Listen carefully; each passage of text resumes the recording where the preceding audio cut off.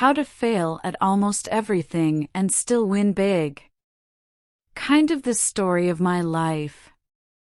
By Scott Adams.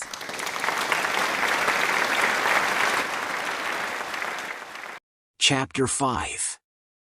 My absolute favorite spectacular failure. Most failures involve bad luck, ignorance, and sometimes ordinary stupidity. One day in college I managed to combine all three into one experience. It was breathtaking. In the winter of my senior year I started to think I might have the right stuff to become a good accountant and perhaps someday a CPA.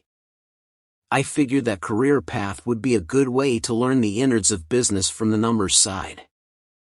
I would need that sort of experience no matter what kind of business I someday started on my own.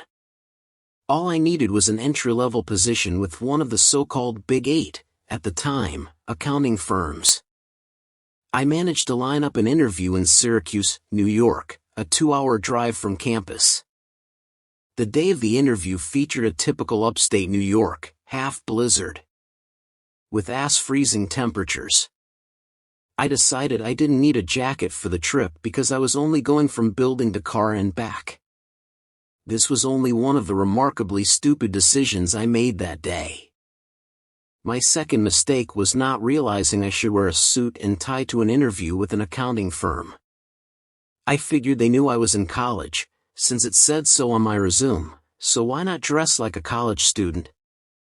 Yes, I was that ignorant. Remember, I didn't even know anyone who worked in a traditional white-collar environment. Nor did I own a suit or a tie. My interviewer took one look at me and remarked that apparently I didn't know why I was there. He escorted me to the door and suggested that the next time I go to an interview perhaps I should wear a suit. I was devastated. But my evening was far from over. So far I had only exercised my ignorance and my stupidity. The bad luck part of the day was ahead. On the way home I took a newly constructed highway through a sparsely populated valley in the Catskill Mountains. My engine conked out and I managed to coast the car into a snowbank on the side of the road. There were no other cars on the road in either direction. It was after dark and the already frosty temperature was dropping fast. I saw no signs of civilization for miles. The temperature was about 0 degrees Fahrenheit. It wasn't a good day to have left my jacket at home. In the days before cell phones, this was the worst-case scenario. I knew I couldn't stay in the car for long. The temperature inside started dropping the moment the engine died. I knew I couldn't run back in the direction from which I had come because it had been miles since I'd seen a house. I wouldn't make it that far.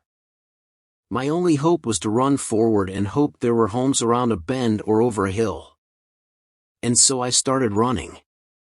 In less than a minute the frozen air sucked the warmth from my body and distributed it into the atmosphere. My feet were like blocks of ice clunking on the frozen pavement.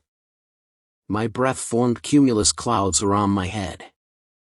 I lost most of the feeling in my hands. My ankles hardened. I figured I was about 30 minutes from falling into a frozen death sleep in the nearest snowbank. And now my legs were failing. I couldn't go much farther, and when I stopped running, I knew the cold would finish me off. As I struggled to stay upright and keep moving, I made myself a promise: if I lived, I would trade my piece of shit car for a one-way plane ticket to California. And never see another 4-letter word snowflake for the rest of my life. Headlights appeared on the horizon. I stood in the middle of the road and signaled, like the frozen idiot I was, for the car to stop. A traveling shoe salesman in a beat-up station wagon saved my life. He drove me all the way back to campus. A few months later, I kept my promise to myself.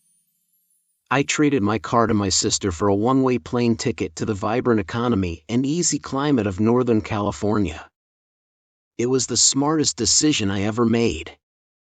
The experience of nearly dying in the frozen tundra of upstate New York inspired me to move to California. Thank you, failure. I no longer fear death when I go outdoors.